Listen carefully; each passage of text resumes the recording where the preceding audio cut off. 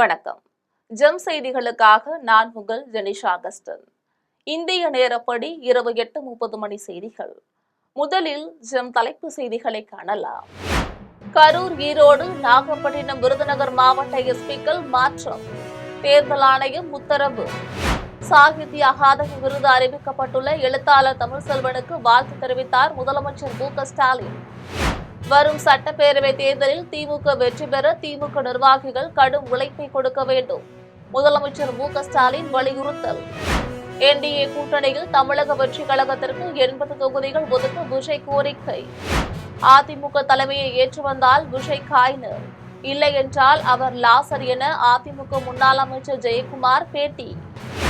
வேட்புமனுவில் சொத்து விவரங்களை மறைத்ததாக எழுந்த புகாரில் எடப்பாடி பழனிசாமி மீதான வழக்கு ஏப்ரல் 14ஆம் தேதி உச்சநீதிமன்றத்தில் விசாரணைக்கு வருகிறது. இனி விரிவான செய்திகளை காணலாம். கரூர், ஈரோடு, நாகப்பட்டினம், விருதுநகர் மாவட்ட எஸ்பிக்களை மாற்றி தேர்தல் ஆணையம் உத்தரவிட்டுள்ளது. தமிழகத்தில் ஒரே கட்டமாக 234 தொகுதிகளுக்கும் வருகின்ற ஏப்ரல் 23ஆம் தேதி தேர்தல் நடைபெறும் என்று தேர்தல் ஆணையம் அறிவித்துள்ளது. இதையொட்டி தமிழகத்தில் தேர்தல் நடத்தை விதிமுறைகள் உடனடியாக அமலுக்கு வந்துள்ளன. பறக்கும் படையினர் சோதனை, விளம்பரங்கள் அளிப்பு என நடவடிக்கைகள் மேற்கொள்ளப்பட்டு வருகின்றன. இந்நிலையில் தமிழகத்தில் 4 மாவட்ட எஸ்பிக்களை மாற்றி தேர்தல் ஆணையம் உத்தரவிட்டுள்ளது. கரூர், ஈரோடு, நாகை, விருதுநகர் மாவட்ட எஸ்பிக்கள் மாற்றப்பட்டுள்ளனர். கரூர் எஸ்பியாக டி.என். ஹரிகிரண் பிரசாத், ஈரோடு எஸ்பியாக டி.வி. கிரண் ஸ்ருதி, நாகை எஸ்பியாக சுஜித்குமார், விருதுநகர் எஸ்பியாக ஸ்ரீநாதா ஆகியோர் நியமனம் செய்யப்பட்டுள்ளனர். கரூர் மாவட்ட ஆட்சியர் மற்றும் மாவட்ட எஸ்பி திமுகவிற்கு ஆதரவாக செயல்படுவதாகவும் அவர்களை மாற்ற வேண்டும் என்றும் தமிழக பாஜக முன்னாள் தலைவர் அண்ணாமலை கூறியிருந்தது குறிப்பிடத்தக்கது. சாகித்ய அகாதமி விருது அறிவிக்கப்பட்டுள்ள எழுத்தாளர் ச. தமிழ்செல்வனுக்கு முதலமைச்சர் மு.க.ஸ்டாலின் வாழ்த்துக்களை தெரிவித்துள்ளார். 2025ஆம் ஆண்டுக்கான விருதுகள் அறிவிப்பு கடந்த டிசம்பர் மாதமே நடைபெறவிருந்த நிலையில் தேர்வு செய்வதில் இழுபறி நீடித்ததால் நிகழ்வு ரத்து செய்யப்பட்டது.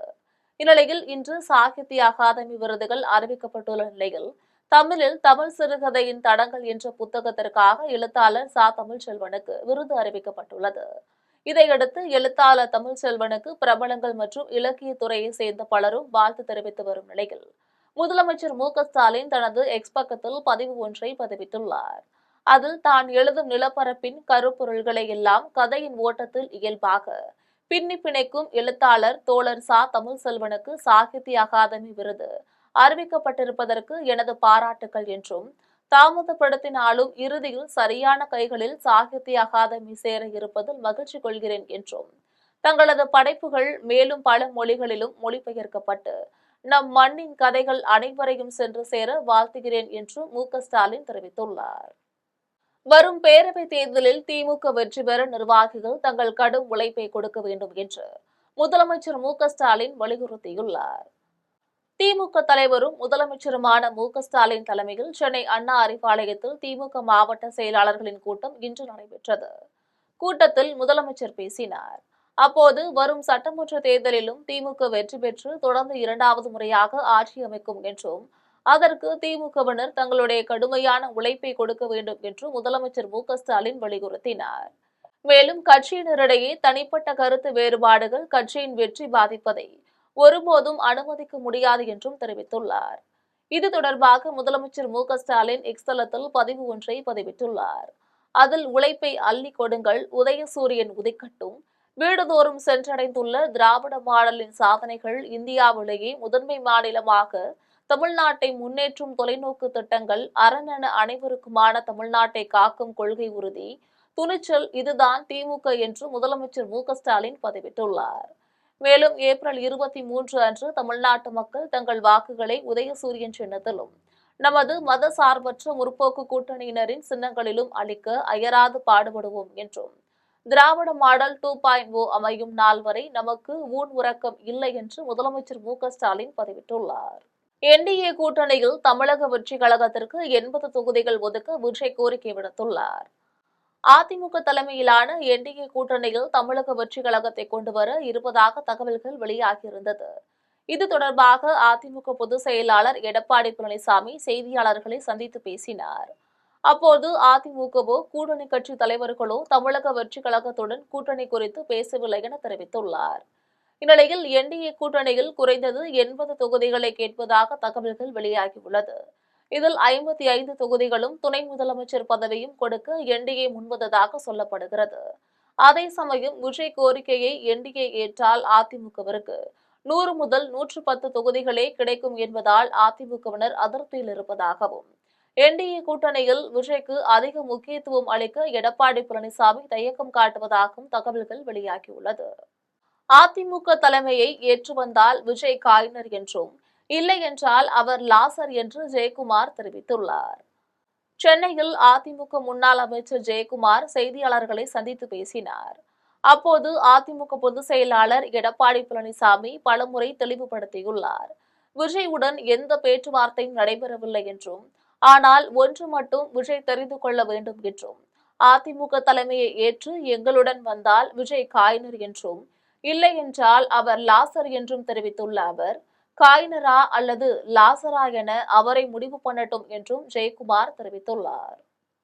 கடந்த 2021ஆம் ஆண்டு நடந்த சட்டமன்ற தேர்தலில் தாக்கல் செய்யப்பட்டுள்ள வேட்புமனுவில் சொத்து விவரங்களை மறைத்ததாக எழுந்த புகாரில் அதிமுக பொதுச் செயலாளர் எடப்பாடி பழனிசாமி மீதான வழக்கு ஏப்ரல் 14ஆம் தேதி உச்சநீதிமன்றம் விசாரணைக்கு எடுத்துக் கொள்கிறது.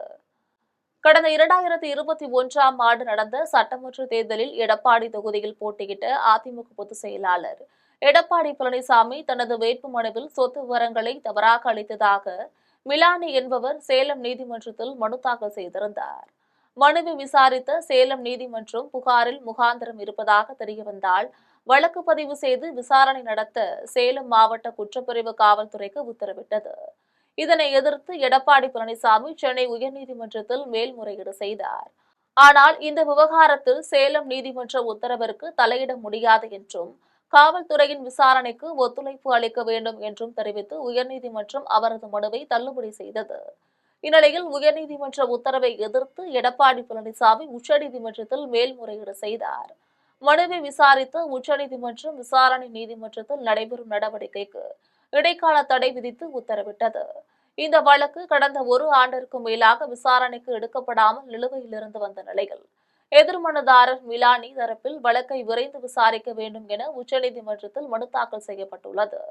வழக்கு 16 முறை பட்டியலிடப்பட்ட போதிலும் விசாரணைக்கு எடுக்கப்படவில்லை என்றும், அடுத்த சட்டமன்ற தேர்தலே வந்துவிட்ட நிலையில் வழக்கை அவசரமாக விசாரிக்க வேண்டும் என்றும் கோரிக்கை வைக்கப்பட்டது. இதனை ஏற்றுக்கொண்ட நீதிபதி விக்ரம் நாத் தலைமையிலான அமர்வு வேட்புமனுவில் சொத்து விவரங்களை மறைத்ததாக கூறப்படும் விவகாரம் தொடர்பாக எடப்பாடி பழனிசாமி தாக்கல் செய்த மேல்முறையீட்டு மனுவை வருகின்ற ஏப்ரல் மாதம் 14ஆம் தேதி விசாரணைக்கு எடுத்துக் கொள்ளப்படும் என்றும் அறிவித்துள்ளது. போதைப்பொருள் எதிர்ப்பு குறித்து விழிப்புணர்வை ஏற்படுத்தும் வகையில் சோழகன்பேட்டையை சேர்ந்த கின்னஸ் சாதனையாளர் வைத்தி கார்த்திகேயன் என்பவர் கடலில் ஓடும் படகில் 60 நிமிடங்கள் தீச்சுடர் சிலம்பாட்டம் செய்து உலக சாதனை படைத்துள்ளார். கடலூர் மாவட்டம் சிதம்பரம் அடுத்த தாண்டவராயன் சோழகன்பேட்டையை சேர்ந்த கின்னஸ் சாதனையாளர் வைத்தி கார்த்திகேயன் என்பவர் போதைப் பொருள்கள் எதிர்ப்பு குறித்த விழிப்புணர்வை ஏற்படுத்தும் வகையில் தாசோபேட்டை கடல் பகுதியில் காலை 8 மணிக்கு தொடங்கி மயிலாடுதுறை மாவட்டம் கொடியம்பாளையம் கடற்கரை வரை தொடர்ந்து 60 நிமிடத்திற்கு ஒரு கம்பு தீப்பந்தம், 2 கம்பு தீப்பந்தம், அடிவரிசை தீப்பந்தம், நட்சத்திரம் தீப்பந்தம் என பலவித தீப்பந்தங்களை ஓடும் படகில் சிலம்பாட்டம் செய்தவாறே உலக சாதனை நிகழ்த்தினார். அவருடன் மாரத்தான் சிலம்ப சாதனையாளர்கள் அதிகமான், அதிஸ்டி ஆகியோரும் படகில் விளையாடி வந்தனர். இந்த சாதனையை Jackie book of world record நிறுவனம் அங்கீகரித்து நினைவு பரிசும் சான்றிதழும் வழங்கியது. தமிழரின் பாரம்பரிய வீரக்கலையான சிலம்பத்தை வளர்க்க வேண்டும் என்பதற்காக மீன்பிடிக்கும் தொழில் செய்து வரும் சாதனையாளர் வைத்தி கார்த்திகேயன் பல உலக சாதனைகளை நிகழ்த்தியுள்ளார். மேலும் 1991 சென்னையில் தொடர்ந்து 60 மணி நேரம் சிலம்பம் விளையாடி வைத்தி கார்த்திகேயன் கின்னஸ் உலக சாதனை நிகழ்த்தியுள்ளார் என்பது குறிப்பிடத்தக்கது. தமிழக சட்டமன்ற தேர்தலுக்கான நடத்தை விதிமுறைகள் அமலுக்கு வந்துள்ள நிலையில் அரியலூரில் திடீரென ஹிந்தி மொழியில் என்டிஏ என ஒட்டப்பட்டுள்ள போஸ்டரால் வாக்காளர்கள் மற்றும் அரசியல் கட்சியினரிடையே பெரும் விவாதத்தை ஏற்படுத்தியுள்ளது. 2026ஆம் ஆண்டிற்கான தமிழக சட்டமன்ற தேர்தல் அடுத்த மாதம் 23ஆம் தேதி நடைபெறவுள்ள நிலையில் நேற்று முதல் தேர்தல் நடத்தை விதிமுறைகள் அதிரடியாக அமலுக்கு வந்துள்ளன. இந்நிலையில் அரியலூரின் முக்கிய பகுதிகளில் ஒட்டப்பட்டுள்ள போஸ்டரில் ஒரு புறத்தில் காவி நிற பின்னணியில் வெள்ளை எழுத்துக்களில் என்டிஏ என்ற வார்த்தை ஹிந்தி மொழியில் எழுதப்பட்டுள்ளது. மறுபுறத்தில் சிகப்பு நிற பின்னணியில் வெள்ளை எழுத்துக்களில் தமிழ்நாடு என எழுதப்பட்டுள்ளது. தமிழ்நாடு என்ற வார்த்தையின் அருகிலேயே கருப்பு நிறத்தில் உதயசூரியன் சின்னமும் பொறிக்கப்பட்டுள்ளது. மொழியை மையப்படுத்தி நேரடியாக அரசியல் நிறங்கள் சின்னங்களுடன் ஒட்டப்பட்டுள்ள சுவரொட்டிகளால் வாக்காளர்கள் மற்றும் அரசியல் கட்சியினரிடையே பெரும் விவாதத்தை ஏற்படுத்தியுள்ளது. பொள்ளாச்சி அடுத்த மூஞ்சவேலம்பட்டி, சந்திரபுரம் ஆகிய 2 கிராமங்களுக்கு செல்லும் நுழைவு வாயிலில் மதுபான கூடம் அமைப்பதற்கு எதிர்ப்பு தெரிவித்து கிராம மக்கள் சாலை மறியல் போராட்டத்தில் ஈடுபட்டனர். பொள்ளாச்சி அடுத்த மூஞ்சவேலம்பட்டி, சந்திரபுரம் ஆகிய 2 கிராமங்களிலும் 2000க்கும் மேற்பட்ட குடும்பத்தினர் வசித்து வருகின்றனர். இந்நிலையில் 2 கிராமங்களுக்கும் செல்லக்கூடிய நுழைவு வாயிலான சந்திரபுரம் பிரிவில் புதிதாக தனியார் மதுபான கூடம் ஒன்று திறக்கப்பட்டுள்ளது. இதற்கு எதிர்ப்பு தெரிவித்து 2 கிராமங்களின் மக்களும் ஒன்று திரண்டு பொள்ளாச்சி உடுமலை தேசிய நெடுஞ்சாலையில் சாலை மறியல் போராட்டத்தில் ஈடுபட்டனர். இதுகுறித்து தகவல் அறிந்து சம்பவ இடத்திற்கு விரைந்து வந்த கிழக்கு காவல் நிலைய காவல்துறையினர் போராட்டத்தில் ஈடுபட்ட கிராம மக்களிடம் பேச்சுவார்த்தை நடத்தினர். அப்போது சார் ஆட்சியர், அரசு அதிகாரிகள் சம்பவ இடத்திற்கு வந்து மதுபான கூடம் அகற்றப்படும் என உறுதியளித்ததால் கலைந்து செல்வோம் என கூறி பொதுமக்கள் தொடர்ந்து சாலை மறியலில் ஈடுபட்டனர். இதனால் 2 மணி நேரத்திற்கும் மேலாக போக்குவரத்து பாதிக்கப்பட்டது. செங்கல்பட்டு மாவட்டம் மதுராந்தகத்தில் உரிய ஆவணங்களின்றி காரில் எடுத்து செல்லப்பட்ட ரூபாய் 15 லட்சத்தை தேர்தல் பறக்கும் படை அதிகாரிகள் பறிமுதல் செய்து தேர்தல் நடத்தும் அதிகாரியிடம் ஒப்படைத்தனர். தமிழகத்தில் 2026ஆம் ஆண்டிற்கான சட்டமன்ற தேர்தல் தேதியை தேர்தல் ஆணையம் அறிவித்துள்ள நிலையில் தேர்தல் நடைமுறைகள் அமலுக்கு வந்துள்ளது. இதன் காரணமாக தேர்தல் பறக்கும் படையினர் சோதனையில் ஈடுபட்டு வருகின்றனர். இந்நிலையில் மதுராந்தகம் தேர்தல் பறக்கும் படை அதிகாரி வீரமணி தலைமையிலான அதிகாரிகள் மதுராந்தகம் அடுத்த நேத்தப்பாக்கம் என்ற இடத்தில் வாகன சோதனையில் ஈடுபட்டனர். அப்போது சித்தாமூரிலிருந்து சென்னை நோக்கி வந்துள்ள காரில் உரிய ஆவணங்களின்றி எடுத்து செல்லப்பட்டுள்ள ரூபாய் 15 லட்சத்தை பறக்கும் படையினர் பறிமுதல் செய்து மதுராந்தகம் தேர்தல் நடத்தும் அதிகாரியிடம் ஒப்படைத்தனர். அதன் பின்னர் அதிகாரிகள் விசாரணை நடத்தினர். தென்காசி மாவட்டத்தில் பதற்றமான 115 வாக்குச்சாவடிகள் உள்ளதாகவும் தேர்தல் நடத்தை விதிமுறைகளை கண்காணிக்க 90 பறக்கும் படை குழுவினர் மற்றும் நிலையான கண்காணிப்பு குழுவினர் ஈடுபடுத்தப்பட்டுள்ளதாகவும் மாவட்ட ஆட்சியர் கமல் கிஷோர் தெரிவித்துள்ளார். தமிழகத்தில் சட்டமன்ற தேர்தலுக்கான தேதி அறிவிக்கப்பட்டு தேர்தல் நடத்தை விதிமுறைகள் அமலுக்கு வந்துள்ள நிலையில் இது தொடர்பாக தென்காசி மாவட்ட ஆட்சியர் கமல் கிஷோர் செய்தியாளர்களை சந்தித்து பேசினார். அப்போது தென்காசி மாவட்டத்தை பொறுத்தமட்டில் மாவட்டத்தில் உள்ள 5 தொகுதிகளிலும் வாக்காளர்கள் பட்டியல் சிறப்பு தீவிர திருத்தத்திற்கு பிறகு இறுதி வாக்காளர் பட்டியலில் 12,64,411 பேர் உள்ளனர் என்றும், அதேபோல் தென்காசி மாவட்டத்தில் பதற்றமான 115 வாக்குச்சாவடிகள் உள்ளதாகவும், அந்த வாக்குச்சாவடிகளில் தேவையான பாதுகாப்பு முன்னேற்பாடுகள் செய்யப்பட்டு தேர்தல் நேர்மையாக நடைபெற நடவடிக்கை எடுக்கப்படும் என்றும் தெரிவித்துள்ளார்.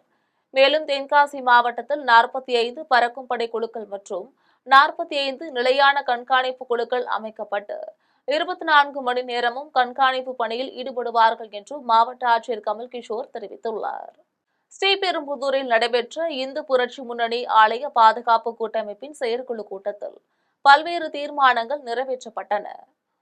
காஞ்சிபுரம் மாவட்டம் ஸ்ரீபெரும்புதூரில் அமைந்துள்ள தாந்தோன்றியம்மன் ஆலயத்தின் திருமண மண்டபத்தில் தமிழ்நாடு இந்து புரட்சி முன்னணி ஆலய பாதுகாப்பு கூட்டமைப்பின் செயற்குழு கூட்டம் நடைபெற்றது. இக்கூட்டத்திற்கு ஆலய பாதுகாப்பு கூட்டமைப்பின் மாவட்ட தலைவர் ராஜீவ்காந்தி, கூட்டமைப்பின் மாநில செயலாளரும் வெற்றி செய்தி ஆசிரியருமான கண்ணன் ஆகியோர் தலைமை தாங்கினர். ராஜேஷ் மஞ்சுநாதன், தொழிலதிபர்கள் குன்னம் சீதாராமன், சதீஷ், மாவட்ட பொருளாளர் கருணாகரன், மாலதி, பிரபாகரன் ஆகியோர் முன்னிலை கூட்டத்தில் இந்து புரட்சி முன்னணியின் தமிழ்நாடு நிறுவன தலைவர் MKS சந்திரகுமார் சிறப்பு அழைப்பாளராக கலந்து கொண்டு நிர்வாகிகளிடையே சிறப்புரையாற்றினார். அதன் பின்னர் கூட்டத்தில் பல்வேறு தீர்மானங்கள் நிறைவேற்றப்பட்டது. இதில் பாலகிருஷ்ணன், ஏழுமலை, மலர்கொடி, கதிர், கண்ணன் உள்ளிட்ட ஏராளமான இந்து புரட்சி முன்னணி ஆலய பாதுகாப்பு கூட்டமைப்பு நிர்வாகிகள் கலந்து கொண்டனர். தூய்மை பணியாளர்களின் விருப்பத்தை நிறைவேற்றும் வகையில் தஞ்சையில் செயல்படும் தனியார் தொண்டு நிறுவனத்தினர் தாய்க்கிழவி திரைப்படத்தை பார்ப்பதற்கு ஏற்பாடு செய்தனர். தஞ்சை மாநகராட்சியில் ஒப்பந்த அடிப்படையில் பணியாற்றி வரும் தூய்மை பணியாளர்களுக்கு வெயில் காலத்தை கருத்தில் கொண்டு தனியார் தொண்டு நிறுவனம் ஒன்று தினந்தோறும் விலையில்லா மோர், பழரசங்களை வழங்கி வருகிறது. இதனிடையே தூய்மை பணியாளர்கள் தாய்க்கிழவி படம் பார்க்க வேண்டும் என தங்களது விருப்பத்தை தொண்டு நிறுவனத்திடம் தெரிவித்துள்ளனர். அவர்களின் நிலைமையை புரிந்து கொண்ட தனியார் தொண்டு நிறுவனம் தூய்மை பணியாளர்களின் குடும்பத்தினரை வேன் மூலமாக தஞ்சையில் உள்ள வெற்றி ஸ்கொயர் திரையரங்கத்திற்கு அழைத்து சென்று சொந்த செலவில் டிக்கெட் எடுத்துக் கொடுத்து தாய்க்கிழவி படம் பார்க்க வைத்தனர். அதன் பின்னர் அவர்களை வீட்டிற்கு அழைத்து சென்றுவிட்டு தூய்மை பணியாளர்களின் ஆசையை தொண்டு நிறுவனத்தினர் நிறைவேற்றினர். அரக்கோணம் ஒன்றியத்திற்கு உட்பட்ட வடமாம்பாக்கம் பகுதியில் செயல்படும் ஹயக்ரீவர் வித்யாசிரம் சிபிஎஸ்இ பள்ளியில் 2026ஆம் ஆண்டிற்கான நிஷா காந்தி உற்சவ் விழா சிறப்பாக நடைபெற்றது. ராணிப்பேட்டை மாவட்டம் அரக்கோணம் ஒன்றியத்திற்கு உட்பட்ட வடமாம்பாக்கம் பகுதியில் அமைந்துள்ள ஹயக்ரீவர் வித்யாசிரம் சிபிஎஸ்இ பள்ளி வளாகத்தில் 2026ஆம் ஆண்டிற்கான நிஷா காந்தி உற்சவ் விழா நடைபெற்றது. விழாவிற்கு ஹயக்ரீவர் வித்யாசிரம் குழுமத்தின் தலைவர் ரவீந்திரன் தலைமை தாங்கினார். விழாவில் கல்வியாளர்கள் SN பிளசன்ட் ராஜ், ஆயிஷா பேகம், பாஸ்கர் ஆகியோர் கலந்து கொண்டு மாணவர்களுக்கு பல்வேறு ஆலோசனைகள் வழங்கினர். அதனைத் தொடர்ந்து மாணவர்களின் டேக்வாண்டோ தற்காப்பு கலை நிகழ்ச்சி மற்றும் கண்கவர் கலை நிகழ்ச்சிகள் நடைபெற்றது. இதில் பள்ளி முதல்வர், ஆசிரியர்கள், மாணவர்கள், பெற்றோர்கள் என ஏராளமானோர் கலந்து கொண்டனர். கேஸ் சிலிண்டர் தட்டுப்பாட்டை போக்க நடவடிக்கை எடுக்காத மத்திய பாஜக அரசை கண்டித்து சிதம்பரத்தில் திமுக தலைமையிலான கூட்டணி கட்சியினர் கண்டன ஆர்ப்பாட்டத்தில் ஈடுபட்டனர். தமிழ்நாட்டை தொடர்ந்து வஞ்சித்து வரும் தேசிய ஜனநாயக கூட்டணி அரசை கண்டித்து கடலூர் மாவட்டம் சிதம்பரத்தில் மதசார்பற்ற முற்போக்கு கூட்டணி கட்சிகளின் சார்பில் கண்டன ஆர்ப்பாட்டம் நடைபெற்றது. ஆர்ப்பாட்டத்திற்கு மூவேந்தர் முன்னேற்ற கழக மாநில தலைவர் ஸ்ரீதர் வாண்டையார் தலைமையேற்று கண்டன உரையாற்றினார். கடலூர் கிழக்கு மாவட்ட திமுக பொருளாளர் MRKP கதிரவன் முன்னிலை வகித்தார். ஆர்ப்பாட்டத்தில் திமுக பொதுக்குழு உறுப்பினர் ஜேம்ஸ் விஜயராகவன், மாவட்ட பொறியாளர் அணியின் அமைப்பாளர் அப்பு சந்திரசேகர், மாவட்ட காங்கிரஸ் கமிட்டி தலைவர் சித்தார்த்தன், இந்திய யூனியன் முஸ்லீம் லீக் கட்சியின் மாநில துணை செயலாளர் அப்துல் ரகுமான், ரப்பானி, மாவட்ட தலைவர் முகமது ஜக்கீரியா, மனிதநேய மக்கள் கட்சியின் முகமது பைசல், விடுதலை சிறுத்தைகள் கட்சியின் மண்டல செயலாளர் செல்லப்பன், மதிமுக மாவட்ட நகர செயலாளர் குமார், மார்க்சிஸ்ட் கம்யூனிஸ்ட் கட்சியின் மூத்த தலைவர் மூசா, இந்திய கம்யூனிஸ்ட் கட்சியின் மாவட்ட துணை செயலாளர் BM சேகர், நகர செயலாளர் தமுமுன் அன்சாரி, தேமுதிக மாவட்ட அவைத்தலைவர் பாலு உள்ளிட்டோர் கலந்து கொண்டு தமிழ்நாட்டிற்கு எந்த திட்டங்களும் இல்லை, அடுப்பு எரிக்க கேஸ் சிலிண்டரும் இல்லை என மத்திய அரசிற்கு எதிராக கண்டன கோஷங்களை எழுப்பினர். கொல்லம் அருகே இருசக்கர வாகனத்தின் மீது தனியார் பேருந்து மோதிய விபத்தில் இருசக்கர வாகனத்தில் பயணித்த இருவர் சம்பவ இடத்திலேயே பரிதாபமாக உயிரிழந்தனர். கன்னியாகுமரி மாவட்டம் நாகர்கோவில் திருவனந்தபுரம் தேசிய நெடுஞ்சாலையில் கொல்லம் நோக்கி சென்று கொண்டிருந்த தனியார் பேருந்து குமாரகோவில் பகுதியில் கட்டுப்பாட்டை இழந்து எதிரே வந்த இருசக்கர வாகனத்தின் மீது மோதிவிட்டு கார் பார்க்கிங்கில் புகுந்து சுற்றுச்சுவரை இடித்து தள்ளிவிட்டு தலைகீழாக தூங்கியது. விபத்தை ஏற்படுத்திய பேருந்தில் 30க்கும் மேற்பட்ட பயணிகள் சிக்கிக் கொண்டனர். உடனே பொதுமக்கள் உதவியுடன் தீயணைப்பு வீரர்கள் பயணிகளை மீட்டனர். விபத்துக்குள்ளான இருசக்கர வாகனத்தில் பயணித்த இருவர் சம்பவ இடத்திலேயே உயிரிழந்தனர். விபத்து குறித்து தகவல் அறிந்து சம்பவ இடத்திற்கு விரைந்து வந்த தக்கலை காவல்துறையினர் இறந்த இருவரின் உடலை மீட்டு பிரேத பரிசோதனைகளுக்காக தக்கலை அரசு மருத்துவமனைக்கு அனுப்பி வைத்தனர். மேலும் வழக்கு பதிவு செய்து விசாரித்து வருகின்றனர். இதையடுத்து மாவட்ட ஆட்சியர் அழகு மீனா, காவல்துறை கண்காணிப்பாளர் ஸ்டாலின் ஆகியோர் விபத்து நடந்த இடத்தில் ஆய்வு செய்து விசாரணை மேற்கொண்டு வருகின்றனர். 2026 சட்டமன்ற தேர்தல் தேதியை தேர்தல் ஆணையம் அறிவித்ததை அடுத்து திருச்சி மாவட்டத்தில் தேர்தல் பணியில் ஈடுபடும் வாகனங்களுக்கு ஸ்டிக்கர் மற்றும் GPS கருவி பொருத்தும் பணிகள் நடைபெற்றது.